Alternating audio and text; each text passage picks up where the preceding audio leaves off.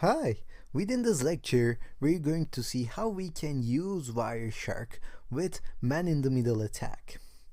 So far, we have been using this in our own Kali Linux. Now I'm going to minimize this and I'm going to launch a man-in-the-middle attack.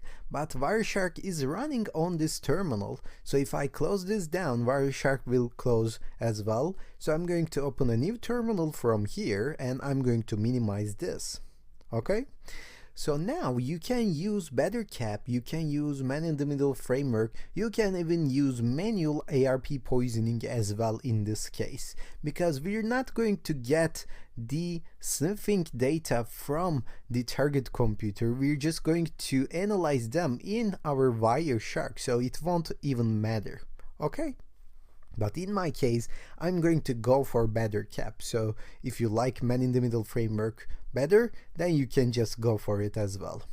So I'm going to run BetterCap as usual, saying BetterCap iFace ETH0, okay? And then later on, I'm just going to run net.probe on. So this will start net.probe and net.recon. And I'm going to set ARP spoof parameters like full duplex, okay, to true. And I'm going to set arp.spoof targets to my target computer, okay. So if you don't know what I'm doing right now, it means that you missed the BetterCap lectures. And if you want, you can go back and watch them. If you don't want, you can do this with man-in-the-middle framework or manual ARP poisoning as well. Later on, I'm just going to run arp.spoof, okay? And I don't even need to run this net.sniff, right? So it's not running, but I'm not going to sniff any data from here as well because I have Wireshark at this moment. So Wireshark is still running. So let me go to Windows, okay? And let me run CMD over here to see if my man-in-the-middle attack was successful. So let me come over here and say ARPA. Here you go, this is successful. As you can see, gateway has the same MAC address as my Kali Linux. So let me close this down and let me open any browser from here, okay? I'm going to go into any website to test my attack. So if I go to hotmail.com, for example, I believe it's not going to work because we're not going to downgrade it to the HTTP because we haven't initialized HSTS hijack caplet, right? So if I go to hotmail.com, as you can see, it starts in HTTPS mode. So either you go back and run the HSTS hijack caplet and try one more time, or you can just try it with any HTTP website like unicornitems.com. So let me go to unicornitems.com, okay? You can try with other HTTP websites as well.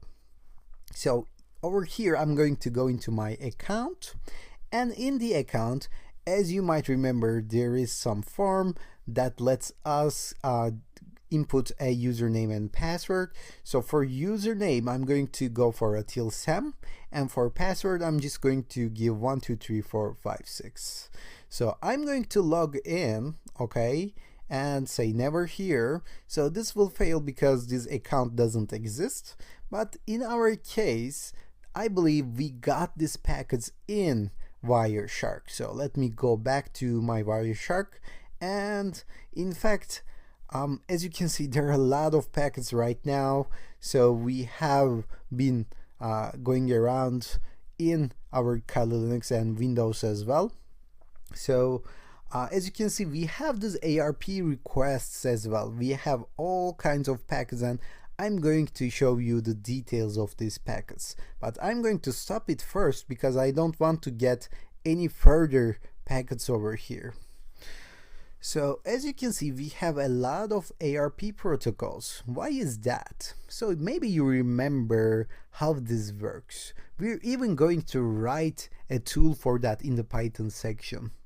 So as I made net.probe available, it started asking who has this IP address to every device on the network. So it started to gather some responses, and it started to ask for like who has 10.02 155, 255, 137, 136, 138. So it asks for every possible IP address ranging from 0 to 255. Okay, so it gathers the related answers and it shows the related answers in a summary table to us, so saying that yep, this has 10024 and this has this MAC address. So we see every detail, every step over here, as you can see, including ARP packets.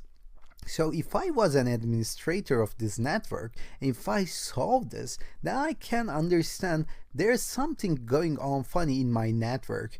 So I can just understand that this guy has the IP of 10.02.15, is running an ARP request in my network. So I can call him and I can ask him, what are you doing, man? What are you going to do with this information? Why are you running an ARP request, ARP broadcast in my network? So as you can see, network administrators can easily detect if something's going on in their network using this Wireshark.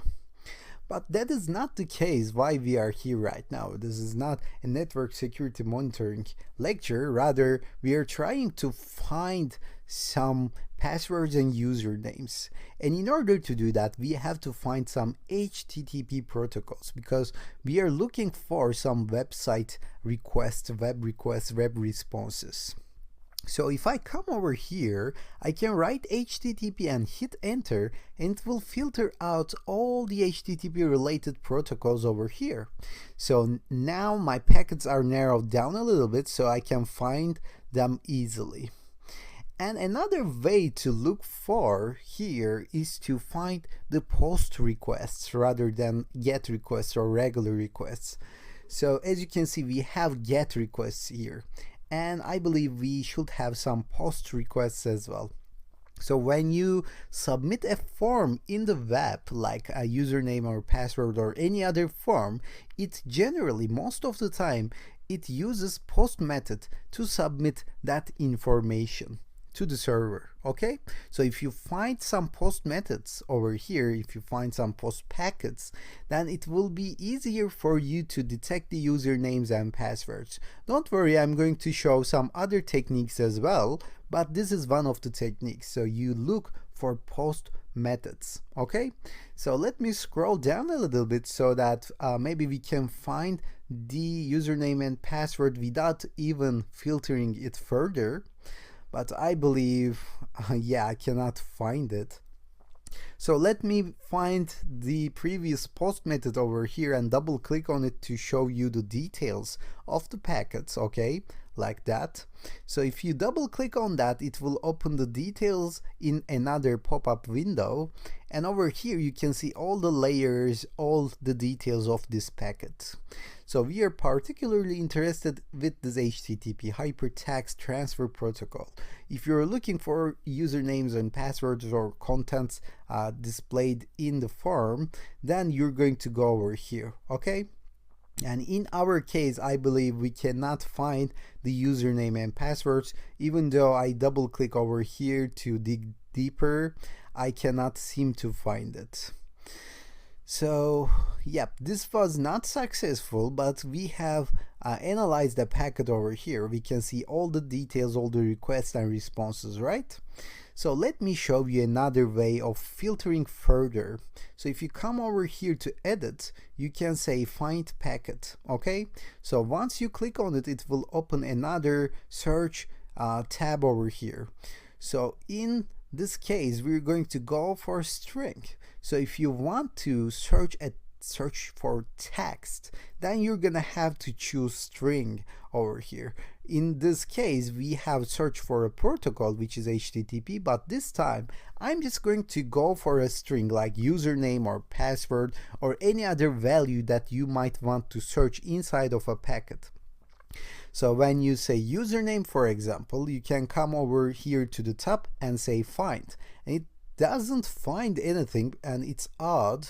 And in fact, it's not very odd because over here, as you can see, we are searching it inside of packet list, but what we really want to do is to search inside of packet details. So if you say search this inside of packet details, it really searches inside of packet contents rather than packet names. Okay, so make sure you choose packet details over here, and make sure you choose narrow and wide from this list. Okay, so let me come over here. The case sensitive, if you want to be case sensitive about this, you can choose it, but in our case I'm not.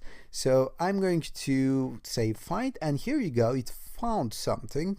It's not even a post request, but if you double click on it, you may want to analyze it. Okay, you may want to see if it contains username and password that you're looking for. And I believe in our case it doesn't even contain the data that we are looking for. So as you can see, this is a long packet, so it has some sort of everything, every web page content in it.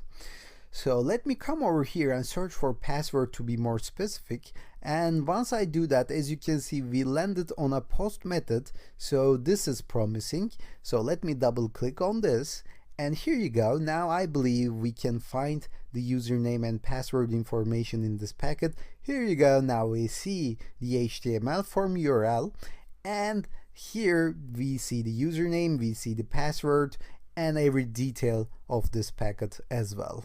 So this is how you use Wireshark.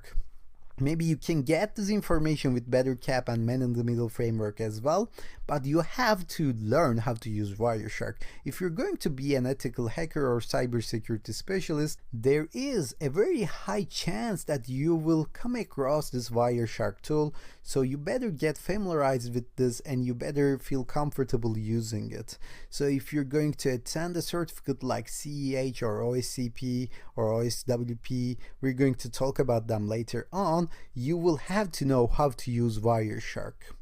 So that's it. We're going to stop here and see you in the next section.